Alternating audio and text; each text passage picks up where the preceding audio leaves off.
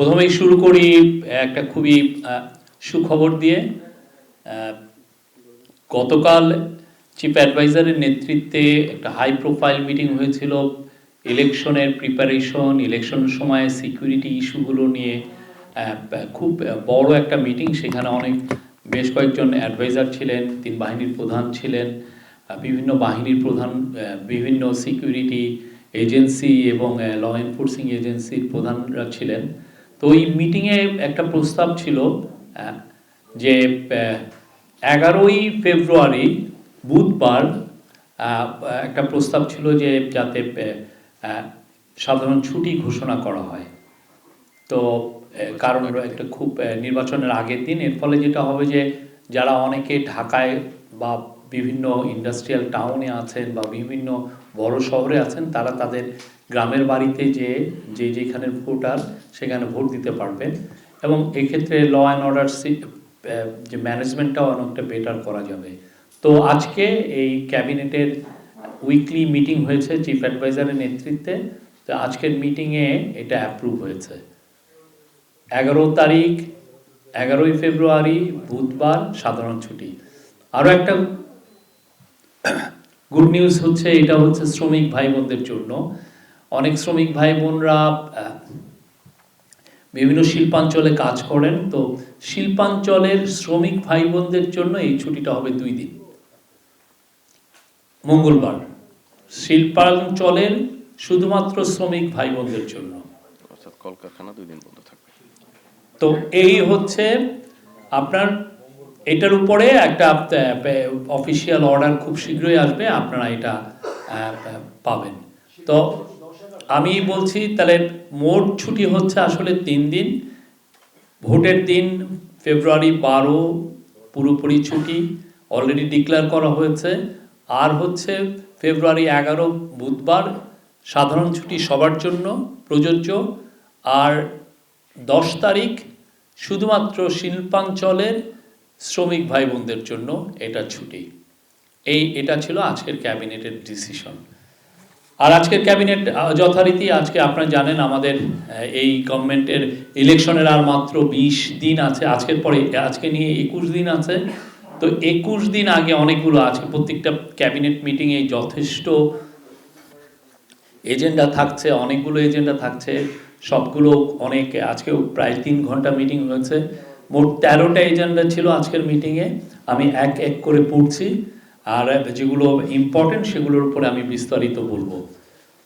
বাংলাদেশ বেসরকারি রপ্তানি, 1 নম্বর এজেন্ডা, বাংলাদেশ বেসরকারি রপ্তানি প্রক্রিয়াকরণ অঞ্চল আইন ব্র্যাকেটে রহিতকরণ অধ্যাদেশ 2026-এর খসড়া নীতিগত ও চূড়ান্ত অনুমোদন হয়েছে। আবারও আমি বলি, বাংলাদেশ বেসরকারি রপ্তানি প্রক্রিয়াকরণ অঞ্চলের আইন উইদিন ব্র্যাকেট রহিতকরণ অধ্যাদেশ 2026-এর খসড়া নীতিগত ও চূড়ান্ত অনুমোদন হয়েছে। The negotiable, 2 number agenda, the negotiable instruments within bracket amendment ordinance 2026-এর খসড়া নীতিগত ও চূড়ান্ত অনুমোদন হয়েছে। মানি লন্ডারিং, 2 নম্বর এজেন্ডা আবার বলি, the negotiable instruments within bracket amendment ordinance 2026-এর খসড়া নীতিগত ও চূড়ান্ত অনুমোদন হয়েছে। 3 নম্বর এজেন্ডা ছিল মানি লন্ডারিং প্রতিরোধ উইদিন ব্র্যাকেট সংশোধন অধ্যাদেশ 2026। এটাকে নিয়ে ডিসকাশন হয়েছে এবং এটা রিভিউ করার জন্য আবার পাঠিয়ে দেওয়া হয়েছে। এটা খুব ইম্পর্টেন্ট একটা আইন। তো এটাকে মানি লন্ডারিংকে প্রতিহত করার জন্য বাংলাদেশের থেকে প্রচুর বিভিন্নভাবে আপনারা দেখেছেন গত 16 বছরে, হাসিনার 16 বছরে কিভাবে টাকা চলে গেছে। তো সেটাকে কিভাবে প্রতিরোধ করা যায় সেটার জন্য এই আইনটা ছিল, বাট এটা আরও বিস্তারিত আলোচনার জন্য এটাকে পাঠিয়ে দেওয়া হয়েছে। 4 নম্বর হচ্ছে Bangladesh house building finance corporation within bracket amendment ordinance 2026-এর খসড়া নীতিগত ও চূড়ান্ত অনুমোদন হয়েছে। আবার বলি, the Bangladesh house building finance corporation within bracket amendment ordinance 2026-এর খসড়া নীতিগত ও চূড়ান্ত অনুমোদন হয়েছে। 5 নম্বর, জুয়া প্রতিরোধ অধ্যাদেশ 2026-এর খসড়া নীতিগত ও চূড়ান্ত অনুমোদন হয়েছে। আবার বলি, জুয়া প্রতিরোধ অধ্যাদেশ 2026-এর খসড়া নীতিগত ও চূড়ান্ত অনুমোদন হয়েছে। 6 number, mutual legal assistance MLA treaty between Bangladesh and মালয়েশিয়ার খসড়া অনুমোদন হয়েছে। Again, mutual legal assistance MLA treaty between Bangladesh and Malaysia এর খসড়া অনুমোদন হয়েছে। 7 নম্বর, তথ্য অধিকার অধ্যাদেশ 2026-এর খসড়া নীতিগত ও চূড়ান্ত অনুমোদন হয়েছে। আবার বলি, তথ্য অধিকার অধ্যাদেশ 2026-এর খসড়া নীতিগত ও চূড়ান্ত অনুমোদন হয়েছে। 8 number, Bangladesh Japan economic partnership agreement BJEPA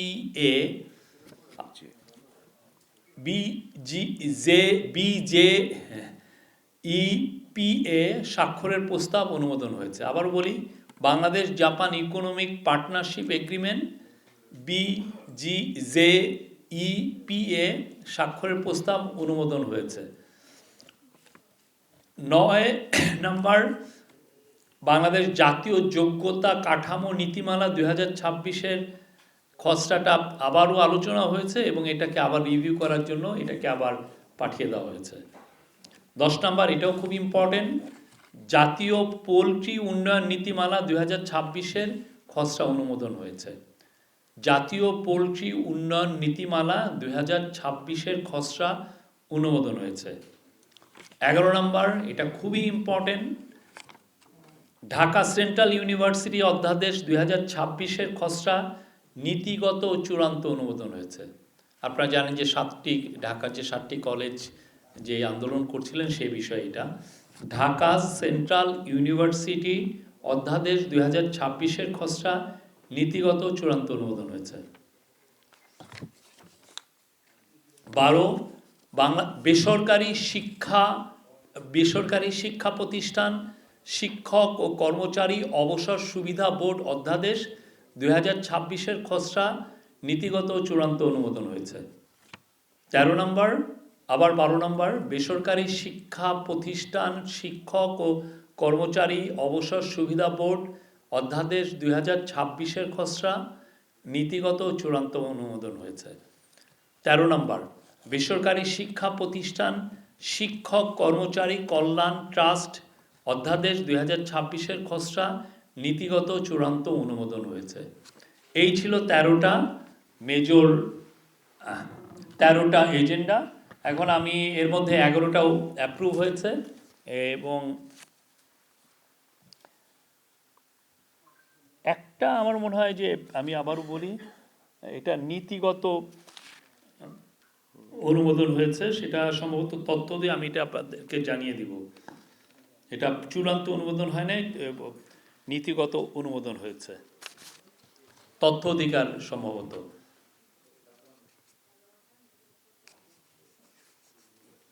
আচ্ছা, প্রথম যেটা সেটা হচ্ছে যে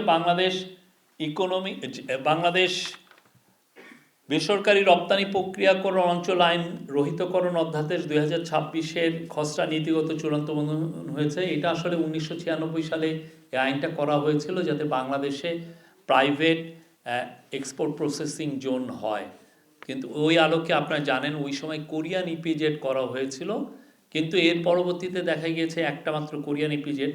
এরপরে পরবর্তীতে বাংলাদেশ গভর্নমেন্ট বেজা তৈরি করে, বাংলাদেশ ইকোনমিক জোনস অথরিটি করে, ফলে ওই আইনটার আসলে প্রাসঙ্গিকতা আর থাকে না। তো এখন যেটা হচ্ছে যে কোরিয়ান ইপিজেডটা এখন বেজার সাথে, মানে বেজা এখন ওভারসাইট বডি হবে এই ধরনের প্রতিষ্ঠানের এক্সপোর্ট প্রসেসিং জোনের জন্য। তো এই আইনটা মানে আগের যে 96 সালের যে আইনটা, এটাকে রহিতকরণ করা হলো, মানে এটাকে স্ক্র্যাপ করা হলো।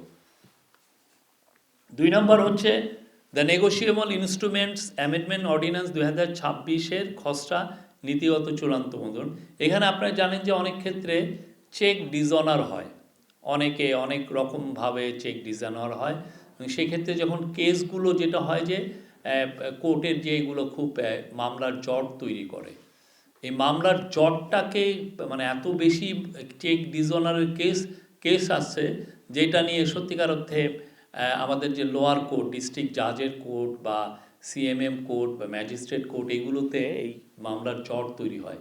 এই মামলার জটটাকে ছুটানোর জন্যই এখন যেটা করা হয়েছে যে একটা 5 লাখ টাকা বা তার তদন্ত হলে সেটা সেক্ষেত্রে জেলা যুগ্ম দায়রা জজ বা যুগ্ম মেট্রোপলিটন জাজ ইনারা দেখবেন, বা তার নিচেরটা ম্যাজিস্ট্রেট কোর্ট দেখবেন। এইরকম একটা করা হয়েছে। আপনারা সেন্ট্রাল ব্যাংকের সাথে বা ব্যাংকিং ডিভিশনের সাথে কথা বলে এটার ফার্দার আরও ডিটেলস জানতে পারবেন। 3 নাম্বার হচ্ছে মানি লন্ডারিং। আমি তো বলেছি এটা নিয়ে যথেষ্ট ডিবেট হয়েছে, সেটা অবশ্যই বাংলাদেশেতে প্রচুর টাকা বাইরে চলে যাচ্ছে, কিভাবে এটা প্রতিরোধ করা যায় এটা নিয়ে অনেকগুলো, এই লটা খুবই শক্তিশালী একটা ল, যাতে বাংলাদেশের থেকে কেউ বিদেশে টাকা না নিতে পারেন, মানে লন্ডার না করতে পারেন, সেটা কিভাবে বন্ধ করা যায় সেটা নিয়ে। এবং দেখা যাচ্ছে যে হিস্টোরিক্যালি যে অনেকভাবে অনেক লেয়ারিংয়ের মাধ্যমে নেওয়া, যে অনেকে অনেক বিভিন্নভাবে বিদেশে তার টাকাটা পার্কিং করেন। আর আপনারা জানেন শেখ হাসিনার সময় 234 বিলিয়ন ডলার বাংলাদেশের থেকে পাচার হয়েছে। তো এই পুরো টাকাটা তো একটা ম্যাসিভ অ্যামাউন্ট অফ টাকা। এই ধরনের বাংলাদেশ থেকে যদি কেউ এই ধরনের মানে সমুদ্র চুরি করে বিদেশে টাকা পাচার না করতে পারেন, সেটার জন্য এই আইনটা করা হয়েছিল। কিন্তু এটা ক্যাবিনেট ডিসিশন নিয়েছেন যে এইটার বিষয়ে আরও ফার্দার ডিসকাশনের দরকার আছে, আরও রিভিউয়ের দরকার আছে। তো সেই জন্য এইটা আর এই আজকে আর এটা অ্যাপ্রুভ হয়নি।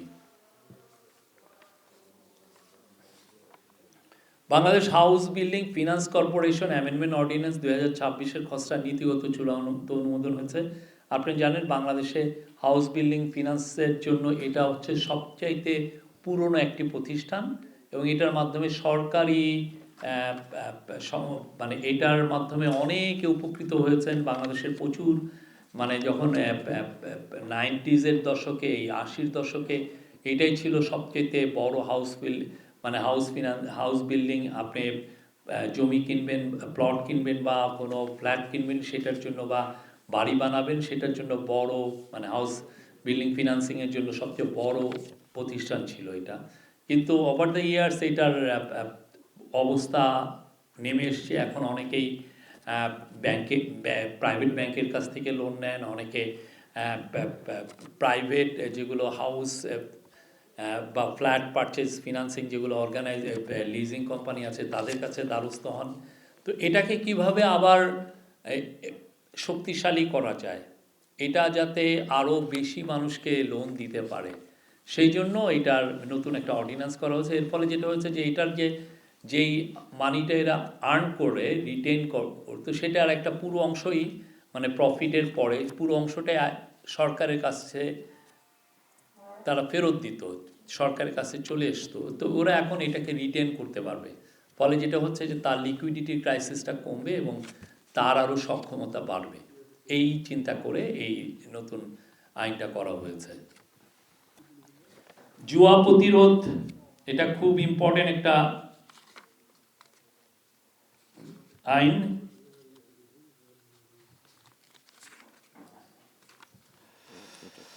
এটা ছিল এজেন্ডা 5, জুয়া প্রতিরোধ অধ্যাদেশ 2026-এর খসড়া ও নীতিগত চূড়ান্ত অনুমোদন হয়েছে। দ্য পাবলিক গ্যাম্বলিং অ্যাক্ট 1867-এর 8 ধারায় জুয়ার দণ্ড, জুয়ার প্রকারভেদ বিভিন্ন পরিমাপ বৃদ্ধি করে বর্তমান অধ্যাদেশের 3য় পরিচ্ছেদ এবং তথ্য প্রযুক্তি সংক্রান্ত প্রযোজ্য ধারাসমূহ অন্তর্ভুক্তির মাধ্যমে এই লটাকে যুগোপযোগী করা হয়েছে। এটা খুবই ইম্পর্টেন্ট। আপনি জানেন যে বাংলাদেশে এখন জুয়ার মানে মানে অনলাইনে ছড়িয়ে গেছে। আগে যেই জুয়াটা যেটা ছিল মানে হাট বাজারে বা কেউ হাউজি খেলতেন, সেই ধরনের জুয়া এখন না। এখন জুয়াটা অনলাইনের মাধ্যমে এটা অনেক ক্ষেত্রে একদম সর্বব্যাপী হয়েছে। এইটাকে কিভাবে ঠেকানো যায়, এটাকে কিভাবে প্রতিরোধ করা যায়, সেইটার জন্য এই নতুন লটা করা হয়েছে। এবং অনেক অনেক ক্ষেত্রে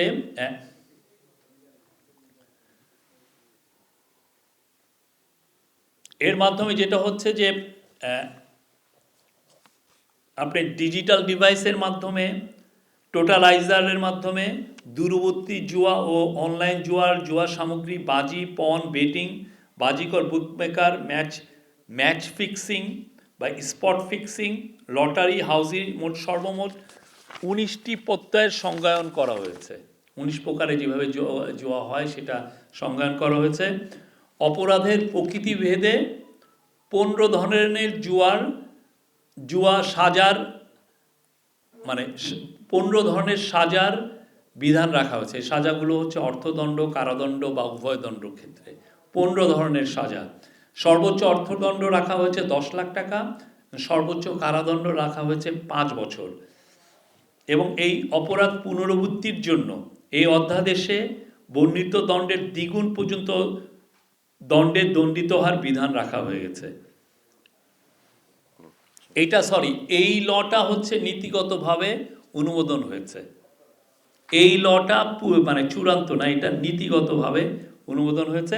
এবং ইম্পর্টেন্ট জিনিস হচ্ছে, আপনারা জানেন যে ক্রিকেটকে ঘিরে প্রচুর ম্যাচ ফিক্সিং হয় বা স্পট ফিক্সিং হয়। আমি নিজে ফর্মার স্পোর্টস রিপোর্টার ছিলাম, আমরা দেখেছি কীভাবে স্পট ফিক্সিং হয়।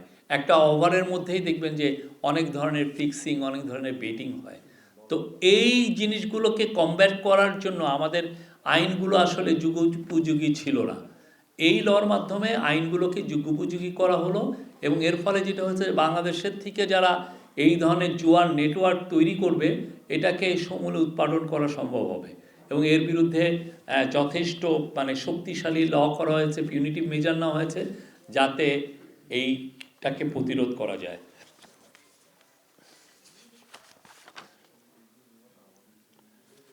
আর এজেন্ডা 6 ছিল mutual legal assistance treaty between Bangladesh and Malaysia. Bangladesh ও মালয়েশিয়ার আইন, এর ফলে যেটা হবে যে বাংলাদেশ ও মালয়েশিয়ার আইন প্রয়োগকারী সংস্থাগুলো পারস্পরিক সহযোগিতা ও যৌথ আইনি সহায়তার মাধ্যমে অপরাধ তদন্ত, অপরাধের পদ্ধতি, উপকরণ অনুসন্ধান, বাজেয়াপ্তকরণ ও মামলা দায়ের সংক্রান্ত কার্যক্রমের তারা শেয়ার করতে পারবেন অনেক ক্ষেত্রে। এবং এই ক্ষেত্রে জয়েন্টলি তারা কমব্যাট করতে পারবেন। এটা খুবই ইম্পর্টেন্ট একটা ল, জানেন আপনারা। এটার মূল কারণ হচ্ছে, আমাদের তো প্রচুর ভাই বোন মালয়েশিয়ায় চাকরি করেন, কাজ করেন, লাখ লাখ ভাই বোন। তাদের মানে মালয়েশিয়ার সাথে আমাদের একটা ইম্পর্টেন্ট রিলেশনশিপ আছে। তাহলে এই দুই দেশ মিলে আমাদের একটা এই পারস্পরিক এই ল এনফোর্সিং এজেন্সিগুলো পারস্পরিক সহযোগিতা দোয়ার উন্মোচিত হবে এটার কারণে।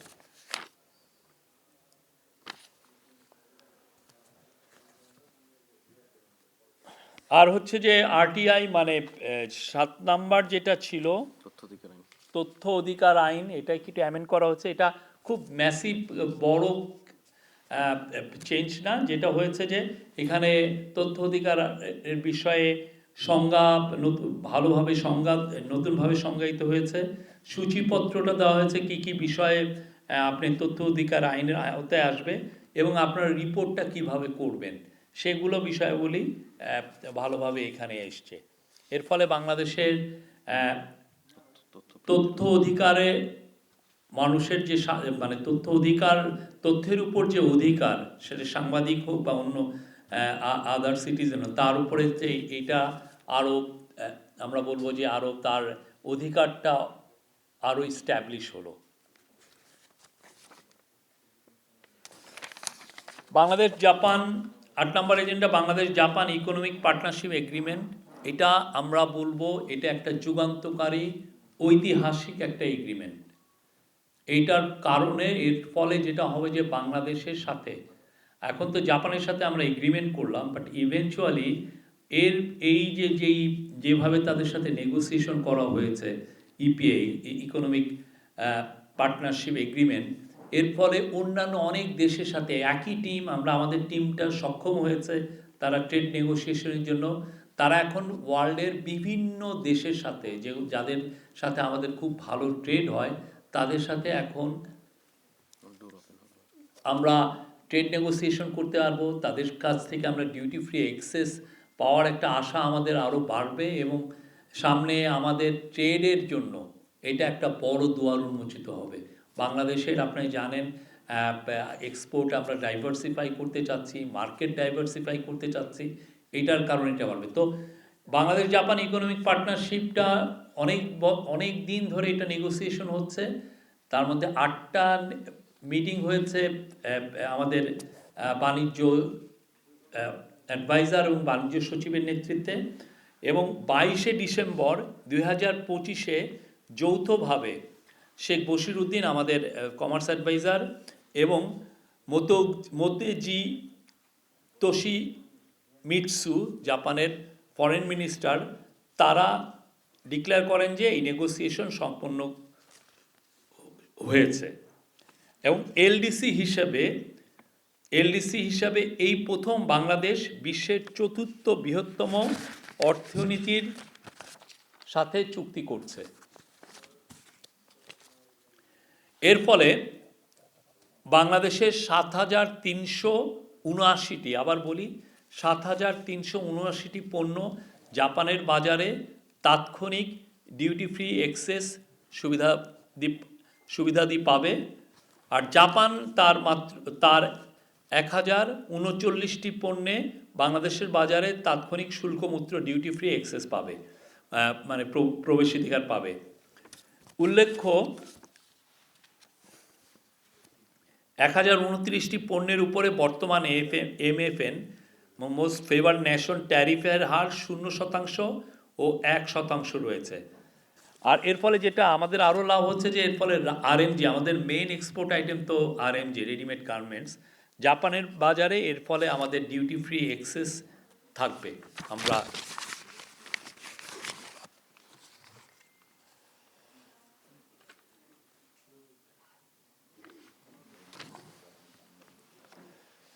আর জাপান বাংলাদেশের জন্য তারা 120টি সার্ভিস সেক্টর ওপেন করবে। আর একটা অনেকের একটা ধারণা যে বাংলাদেশ আর জাপানের সাথে যেই ধরনের আমরা তাদেরকে যেই ধরনের ডিউটি ফ্রি অ্যাক্সেস দিয়েছি, এর কারণে আমাদের রেভিনিউ, আমরা তো কাস্টমস ডিউটি পাই যেগুলো পণ্য আমদানি হয়, সেগুলোতে রেভিনিউ কমে যাবে কিনা। তো আজকের মিটিংয়ে বলা হয়েছে সেই রকম রেভিনিউ এরোশন আমরা আশঙ্কা দেখছি না, হবে না। আর এই ছিল এটা। আর এটার ফলে আর একটা বড় ইম্পর্টেন্ট বিষয় হচ্ছে যে আমরা অলরেডি কয়েকটা দেশের সাথে আমরা ফ্রি ট্রেড নেগোসিয়েশন করছি। তার মধ্যে সিঙ্গাপুর আছে, মালয়েশিয়া আছে, সাউথ কোরিয়া আছে, ইউরোপিয়ান ইউনিয়ন আমাদের সাথে FTA করতে চাচ্ছে, ইভেন ইউএসের সাথেও আমাদের এক ধরনের ট্যারিফ রিলেটেড নেগোসিয়েশন চলছে। তো এই যে এগ্রিমেন্টটা জাপানের সাথে করা হলো, এইটার সুবিধাদি মানে আমরা সবগুলো এই এক্সপেরিয়েন্সটা আমরা এই প্রত্যেকটা দেশের সাথে, যাদের সাথে আমাদের এখন নেগোসিয়েশন হচ্ছে, এইটা আমরা কাজে লাগাতে পারবো। ফলে যেটা হবে যে আমরা যদি এলডিসি থেকে উত্তরণ হই, তখন তো একটা প্রশ্ন উঠবে যে বাংলাদেশকে কি ডিউটি ফ্রি অ্যাক্সেস দিবে কি না এই রিচ কান্ট্রিগুলো। তখন আমরা এই যে বায়োলেটারাল নেগোসিয়েশনের মাধ্যমে তাদের মার্কেটে আমরা অ্যাক্সেস পাবো, ডিউটি ফ্রি অ্যাক্সেস পাবো, এবং এটা সক্ষমতা হলো। এবং আজকে যেই টিমটা শেখ বশির উদ্দিনের নেতৃত্বে যেই টিমটা এই নেগোসিয়েশন করেছে, তাদেরকে ক্যাবিনেট স্পেশাল থ্যাঙ্কস জানিয়েছেন। আর এটার একটা মানে আমাদের যারা রাইভাল গ্লোবালি, যেমন ভিয়েতনাম, আপনি যদি ভিয়েতনাম নিয়ে সার্চ দেন, দেখবেন যে ভিয়েতনাম এইরকম এগ্রিমেন্ট করেছে ডজনেরও বেশি, কয়েক ডজন। তারা অলরেডি অনেক দূর এগিয়ে গিয়েছে, আমরা অনেক দেরিতে শুরু করেছি। হোপফুলি আমরা we can make up loss time.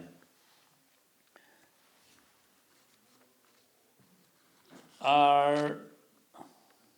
জাতীয় পোলট্রি উন্নয়ন নীতিমালা 2026-এর খসড়া অনুমোদন হয়েছে। এইটা আমি বলবো যে খুবই ইম্পর্টেন্ট, বিকজ এটা বাংলাদেশের আপামর জনসাধারণকে এটার জনসাধারণ বেনিফিট পাবেন। বিশেষ করে বাংলাদেশের প্রায় 60 লক্ষ মানুষ প্রত্যক্ষ পরোক্ষভাবে এই পোলট্রি শিল্পের সাথে তারা ইনভলভ আছেন, যার মধ্যে 40% হচ্ছে নারী। এবং আপনারা জানেন পোলট্রি খাত যথেষ্ট এখন গুরুত্বপূর্ণ একটা খাত। আমাদের জিডিপির এটা প্রায় 2% এটার অবদান, এবং প্রতি বছর এটার গ্রোথ 3%-এরও বেশি, 3.19%। তো এর ফলে যেটা হবে যে আমাদের ছোট খামারিদের ইন্টারেস্ট, আপনি জানেন পোলট্রি খাতে এক ধরনের কনসলিডেশন হচ্ছে, বড় খামারিরা অনেক বড় হচ্ছেন, আর ছোট খামারিরা অনেক ক্ষেত্রেই লসের শিকার হন। অনেক ধরনের তারা মার্কেটে তাদের অবস্থানটা অনেক ক্ষেত্রে নড়বড় হয়ে যায় মাঝে মধ্যেই। তো এর ফলে যেটা হবে যে ছোট খামারিদের ইন্টারেস্টটা প্রোটেক্ট থাকবে, অ্যান্টিবায়োটিকের ইউজ কন্ট্রোল করা যাবে, আর রি-এমার্জিং রোগ শনাক্তকরণ করা যাবে। 12টি বিষয়কে এখানে প্রাধান্য দেওয়া হয়েছে। অনেকগুলো বিষয়, যেমন কোল্ড চেন, আমাদের চিফ অ্যাডভাইজার কোল্ড চেনের কথা বলেন। তাতে হয় কি, ক্ষুদ্র খামারিরা তারা যখন একটা পণ্য হারভেস্ট টাইমে নিয়ে আসেন, অনেক সময় দেখা যায় যে পণ্যর মূল্য কমে যায় মার্কেট গ্লাট হওয়ার কারণে। তো সেই ক্ষেত্রে কোল্ড চেন তাদেরকে প্রোটেকশন দিবে। ওষুধের মান নিয়ন্ত্রণ করা যাবে। প্রত্যেকটা এই খাতে সার্ভেলেন্সটা জরুরি, এবং সার্ভেলেন্স জোরদার করা হবে। আর এখানে গ্রামীণ পোলট্রি শিল্পের উপরে স্পেশাল এমফাসিস দেওয়া হয়েছে, এবং ক্ষেত্র বিশেষে সংকট দেখা দিলে প্যারেন্ট স্টক আনা যাবে। আর দেশীয় জাত সংরক্ষণ, উৎপাদন বৃদ্ধি, কর্মসংস্থান সৃষ্টি, ডিম ও মাংসের বাজার। আপনি জানেন বাংলাদেশে প্রায় 2500 কোটি ডিম উৎপন্ন হয়। ডিমের প্রতি বছর উৎপন্ন তো হয় না, প্রতি প্রোডাকশন হয়। আর এর ফলে এই মূল্য স্থিতিশীল থাকবে, এবং আপনি জানেন পোলট্রি শিল্পে মানে ভ্যালু এডেড প্রোডাক্ট, আরও অনেক নতুন প্রোডাক্ট আসবে। আর এক্ষেত্রে আন্তর্জাতিক মান, যেমন HACCP বা ISO অর্জনের মাধ্যমে রপ্তানি সম্প্রসারণের লক্ষ্য নির্ধারণ করা হয়েছে। আর আরেকটা বড় এখানে ছিল যে পোলট্রি শিল্পের সবচেয়ে বড় যেটা কস্ট, সেটা হচ্ছে ফিড 70% কস্ট। মানে আপনার একটা মুরগি আপনি যদি রেস করতে যান, তো এখন এই পোলট্রি শিল্পে ফিডের দাম কমানোটা একটা বড় একটা ইস্যু, যারা ছোট খামারি। তো ফিডের দাম কমানো যায় কিভাবে, সেটার উপরে স্পেশাল জোর দেওয়া হয়েছে। এই ছিল। আর 3টা সম্পূরক এজেন্ডা ছিল। একটা হলো ঢাকা সেন্ট্রাল ইউনিভার্সিটি, আর ছিল ওই বেসরকারি এমপিওভুক্ত টিচারদের ইয়ে। তো সেই বিষয়ে আমি একটু ওদের প্রেস লিস্টে আপনাদেরকে পড়ে শোনাচ্ছি।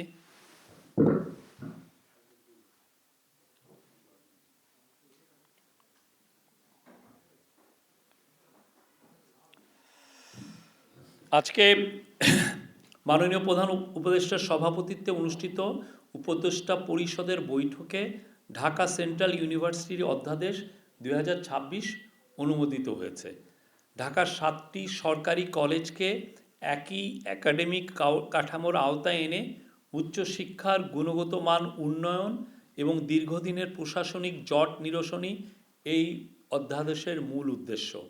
নতুন অধ্যাদেশের মাধ্যমে ঢাকা কলেজ, ইডেন মহিলা কলেজ, বেগম বদরুন্নেসা সরকারি কলেজ, সরকারি শহীদ সরওয়ার্দী কলেজ, কবি নজরুল সরকারি কলেজ, সরকারি বাংলা কলেজ এবং সরকারি তিতুমির কলেজ সংযুক্ত কলেজ হিসেবে পরিচালিত হবে। কলেজগুলোর নিজস্ব পরিচয়, অবকাঠামো এবং স্থাবর অস্থাবর সম্পত্তির উপর তাদের অধিকার অক্ষুণ্ণ থাকবে। অধ্যাদেশে বিশ্ববিদ্যালয়ের জন্য আচার্য, উপাচার্য, সিনেট, সিন্ডিকেট ও একাডেমিক কাউন্সিল সহ পূর্ণাঙ্গ প্রশাসনিক কাঠামো রাখা হয়েছে। আচার্য হিসাবে মহামান্য রাষ্ট্রপতি দায়িত্ব পালন করবেন এবং সিনেট মনোনীত প্যানেল থেকে উপাচার্য নিয়োগ দিবেন। বিশ্ববিদ্যালয় মঞ্জুরি কমিশন ইউজিসি শিক্ষা, পরীক্ষা, গবেষণা ও প্রশাসনিক কার্যক্রম পরিদর্শন, মূল্যায়ন ও নির্দেশনার ক্ষমতা পাবে। কলা, বিজ্ঞান, সমাজবিজ্ঞান, ব্যবসায় শিক্ষা, আইন এবং চারুকলা সহ বিভিন্ন ডিসিপ্লিনের পৃথক স্কুল থাকবে। স্কুল থাকবে, নেতৃত্ব দিবেন একজন হেড অফ স্কুল। সংযুক্ত কলেজগুলোর স্নাতক ও স্নাতকোত্তর পর্যায়ের পাঠদান, পরীক্ষা ও মূল্যায়ন বিশ্ববিদ্যালয়ের অভিন্ন সময়সূচি ও মূল্যায়ন কাঠামো অনুযায়ী পরিচালিত হবে। এসএসসি ও এইচএসসি পরীক্ষার ফলাফল এবং কেন্দ্রীয় ভর্তি পরীক্ষার ভিত্তিতে শিক্ষার্থীরা মূল ক্যাম্পাস বা সংযুক্ত কলেজে ভর্তি হওয়ার সুযোগ পাবে। কলেজগুলোতে কেন্দ্রীয়ভাবে এমফিল ও পিএইচডি প্রোগ্রাম পরিচালনার পাশাপাশি শিক্ষক উন্নয়ন ও উচ্চতর প্রশিক্ষণের সুযোগ থাকবে। অধ্যাদেশে আবাসিক হল সুবিধা, ছাত্র সংসদ নির্বাচন এবং শিক্ষার্থীদের জন্য সহ পাঠ্যক্রমিক কার্যক্রম চালুর বিশেষ বিধান রাখা হয়েছে। বিশ্ববিদ্যালয়ের কার্যক্রম পরিচালনার জন্য স্বয়ংসম্পূর্ণ স্থায়ী ক্যাম্পাস নির্মাণ এবং বিশ্ববিদ্যালয়ের নিজস্ব ক্যাম্পাস নির্মিত না হওয়া পর্যন্ত সাময়িকভাবে কার্যক্রম পরিচালনার ব্যবস্থা রাখা হয়েছে। জাতি, ধর্ম, বর্ণ, লিঙ্গ বা বিশেষ চাহিদার ভিত্তিতে বৈষম্য ছাড়া দেশি বিদেশি সকল উপযুক্ত শিক্ষার্থীর ভর্তি ও ডিগ্রি অর্জনের সুযোগ নিশ্চিত করার বিধানও সংযোজিত হয়েছে। মাধ্যমিক ও উচ্চ শিক্ষা বিভাগ মনে করে এই সিদ্ধান্ত 7টি কলেজের দীর্ঘমেয়াদী প্রশাসনিক জটিলতা দূর করতে সহায়ক হবে এবং রাজধানীতে উচ্চ শিক্ষার ক্ষেত্রে একটি সমন্বিত, আধুনিক ও গবেষণা সমৃদ্ধ শিক্ষাবান্ধব পরিবেশ তৈরি করবে। আন্তর্জাতিক মান অনুযায়ী শিক্ষা, গবেষণা ও মূল্যায়ন নিশ্চিত করতে ইউজিসি নিয়মিতভাবে তদারকি করবে এবং প্রয়োজনীয় নির্দেশনা প্রদান করবে। অধ্যাদেশ অনুমোদনের ফলে ঢাকার উচ্চশিক্ষা ব্যবস্থার একটি নতুন ধারা সূচিত হলো, যা ভবিষ্যতে দেশের উচ্চশিক্ষা ব্যবস্থার একটি গুরুত্বপূর্ণ মাইলফলক হিসাবে ভূমিকা রাখবে বলে আশা করা হচ্ছে। আর বাকি যে দুইটা বেসরকারি সেটা বেসরকারি বাকি যেই দুই অধ্যাদেশ যেটা জারি হয়েছে সেটার উপর আমরা আপনাদেরকে প্রেস রিলিজ ইস্যু করবো, আপনারা পাবেন। Thank you. Any question? আমরা একটু আমাদের 4:30 একটা মিটিং আছে, একটু তাড়াতাড়ি বলবেন। জি বলেন শাকিলা।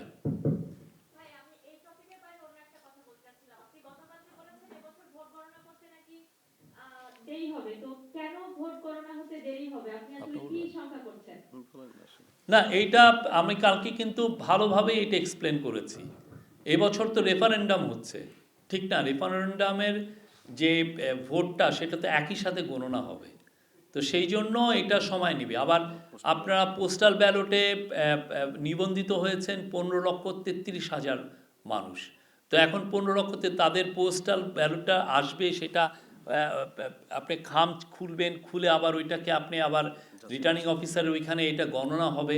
এই পুরো প্রসেসটাই আপনার ডিলে হবে, একটু ডিলে হবে। এটাই সেই জন্য আমরা আগেই সবাইকে জানিয়ে রাখছি, কেননা ওই দিন দেখা গেলো যে একটু দেরি হচ্ছে দেখে অনেকে অস্থির হয়ে পড়তে পারেন। তো আগেই সবাইকে জানানো যে এই বছর আপনার মনে রাখতে হবে যে এই বছর শুধুমাত্র পার্লামেন্টারি ইলেকশনই হচ্ছে না 12 তারিখে, ওই দিন একটি জাতির জন্য খুবই গুরুত্বপূর্ণ রেফারেন্ডাম হচ্ছে। জি,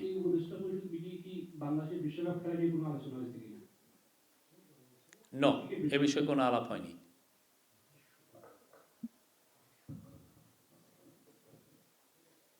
এনি আদার কোশ্চেন? বসে করেন মেহেদী ভাই। জুয়া প্রতিরোধ অধ্যাদেশ হয়েছে, তো জুয়া এখন আপনি মানে যে কেউ, আমরা যে কেউ চাইলে মোবাইল ফোনে অ্যাপস নামিয়ে সেটাকে বিকাশ দিয়ে বা নগদ দিয়ে রিচার্জ করে জুয়া খেলা সম্ভব। তো এটা নিয়ে আমি কাজ করেছি। তো একটা অ্যাপস এরকম বাংলাদেশ ব্যাংক এবং বিটিআরসি এর কাছে তথ্য দিয়েছিলাম, তারা বলেছে যে এগুলো তাদের দেখার দায়িত্ব না।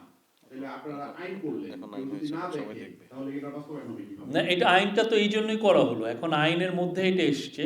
তো আমরা আশা করছি যে আমাদের যারা এজেন্সিগুলো আছেন, বাংলাদেশ সেন্ট্রাল ব্যাংক বলেন বা ফিনান্স মিনিস্ট্রি বলেন বা ব্যাংকিং ডিভিশন বলেন বা আইসিটি মিনিস্ট্রি বলেন, বিটিআরসি বলেন, সবাই এখন এই বিষয়ে এখন খুব ভালোভাবে নজর দিবেন। এবং জুয়ার যেগুলো অ্যাপস আছে অনেকগুলো আমরা নামিয়েছি, আর কয়েকশো জুয়ার অ্যাপস আমরা এটাকে রিমুভ করেছি। তারপর দেখা যাচ্ছে যেগুলো এমন যে বারবার এসে পড়ে। তো এই বিষয়ে আরও সমন্বিত উদ্যোগ নেওয়া সম্ভব হবে এই লটার কারণে।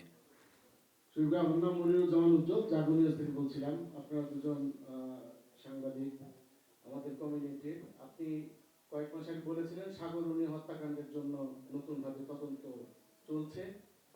আপনি প্রতিদিনই বলছেন যে সময় ঘনিয়ে আসছে নির্বাচনের পর আপনি হয়তো এই পাশে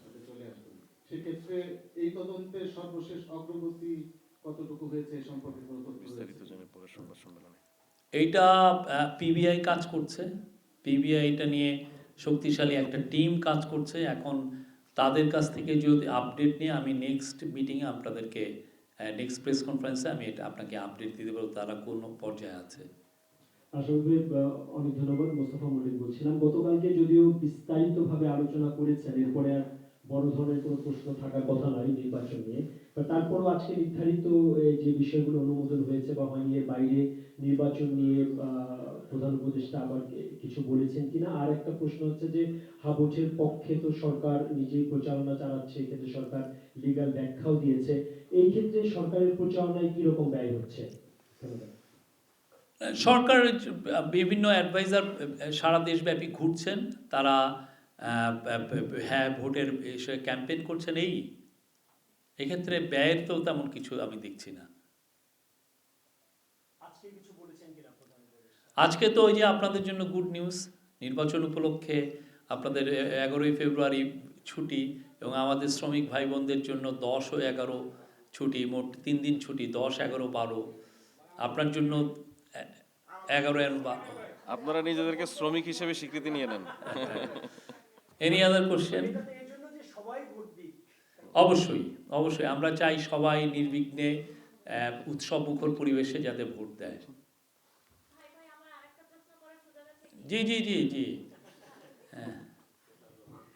সাবেক প্রধানমন্ত্রী দিল্লিতে বসে ফেসবুকে নানা ধরনের উস্কানিমূলক কথা বলছেন, আমরা অডিওগুলো দেখছি, এবং তিনি সবাইকে বলছেন, উদ্বুদ্ধ করছেন নো ভোট নো ভোট। তো এই বিষয়টিকে আপনারা কিভাবে দেখছেন? মানে তার এই ধরনের স্টেটমেন্টের কারণে কি আসলে ভোটের মাঠে কোনো প্রভাব পড়বে কিনা, এবং নাগরিকরা ভোটের মাধ্যমে তার জবাব দিবে।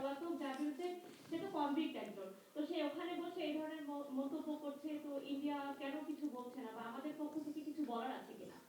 আমাদের বক্তব্য স্পষ্ট, উনি হচ্ছেন ম্যাস মার্ডারার, উনি Butcher of Bangladesh, Butcher of Dhaka. উনি এমন হেন কোনো হিউম্যান রাইটস অ্যাবিউজ নাই যে করেন নাই। তারপরে উনি কনভিক্টেড একজন ক্রিমিনাল। তো অবশ্যই নাগরিকটা তার যে রেসপন্স তারা 12ই ফেব্রুয়ারি দিবেন। তার যে তার এখনো যদি তার অ্যারোগেন্স দেখেন, একটা ম্যাস মার্ডারার, একটা দুইটা নাকি, হাজার হাজার মানুষের মৃত্যুর কারণ সে, অর্ডার দিয়েছে সে। ইয়াসিন রানা এটিএন বাংলায় কাজ করি। আপনি জানেন যে দিল্লিতে আওয়ামী লীগের পক্ষ থেকে সংবাদ সম্মেলন করা হয়েছে। এই বিষয়টা আসলে আপনার সরকার, হাসান মাহমুদ পাওয়াতো বাংলাদেশে ছিলেন, উনি কিভাবে পালিয়েছেন সেটা একটি প্রশ্ন সবসময় ছিল। এখন দিল্লিতে বসে সংবাদ সম্মেলন, এই বিষয়ে আমাদের ফরেন মিনিস্ট্রি কথা বলবে। Okay, thank you. Thank you.